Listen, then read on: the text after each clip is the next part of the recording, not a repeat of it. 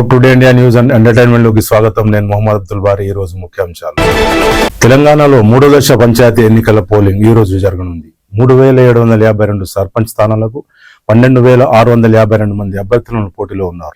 28410 వార్డులకు బరిలో 78725 మంది అభ్యర్థులు బరిలో ఉన్నారు.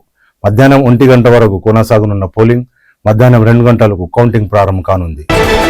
నేటి నుంచి హైదరాబాద్ లో రాష్ట్రపతి శీతాకాల విడిది సందర్భంగా ఈ రోజు రాష్ట్రపతి నిలయానికి రానున్న ద్రౌపది ముర్ము రాష్ట్రపతి పర్యటన సందర్భంగా భారీ భద్రతా ఏర్పాట్లు చేశారు. నేడు భారత్ సౌత్ ఆఫ్రికా మధ్య 4వ టీ20 మ్యాచ్ నక్లోలో ప్రారంభం కానుంది. వేదికగా రాత్రి 7 గంటలకు మ్యాచ్ ప్రారంభం కానుంది.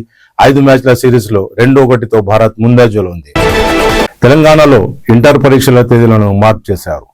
2026 మార్చి 3న జరగాల్సిన పరీక్ష 4వ తేదీకి మార్పించారు. హోలీ కారణంగా ఒకరోజు వాయిదా వేసిన ఇంటర్ బోర్డు.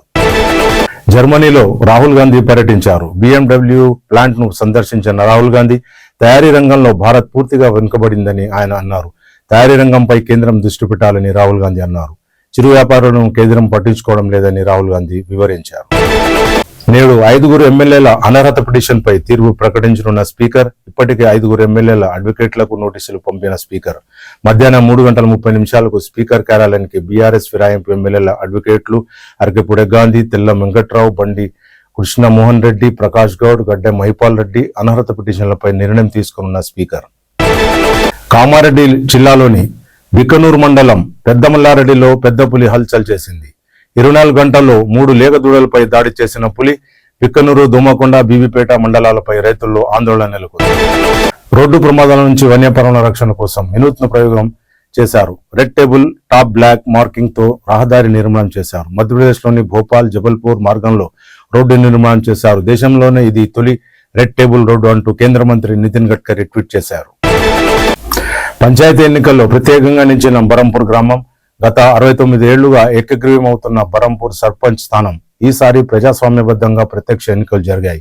బరిలో 2 అభ్యర్థులు. తొలిసారి ఓటు హక్కు వినియోగించుకుంటున్న బరంపూర్ ప్రజలు.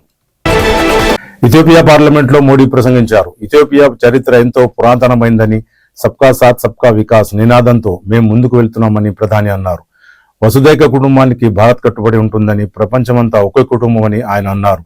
భిన్న ప్రాంతాలు, మతాలు, సంస్కృతులు ఉన్నప్పటికీ మనమంతా ఒకటేనని ప్రధాని మోదీ అన్నారు. ముగిసిన తుది విడత పంచాయతీ ఎన్నికల పోలింగ్ పలు చోట్ల ఇంకా భారీగా క్యూ లైన్లు. 1 గంట లోపు క్యూ లైన్లో ఉన్న వారికి ఓటు వేసే అవకాశం ఇచ్చారు. మధ్యాహ్నం 2 గంటలకు కౌంటింగ్ ప్రక్రియ ప్రారంభం కానుంది. మొదట వార్డు స్థానాలు, తర్వాత సర్పంచ్ లెక్కింపు ఉంటుందని ఎన్నికల అధికారులు తెలిపారు. ఇవి ఇప్పటికున్న ముఖ్యాంశాలు. మళ్ళీ రేపు కలుద్దాం. జై హింద్, జై భారత్. చూస్తూనే ఉండండి hope today India news and entertainment.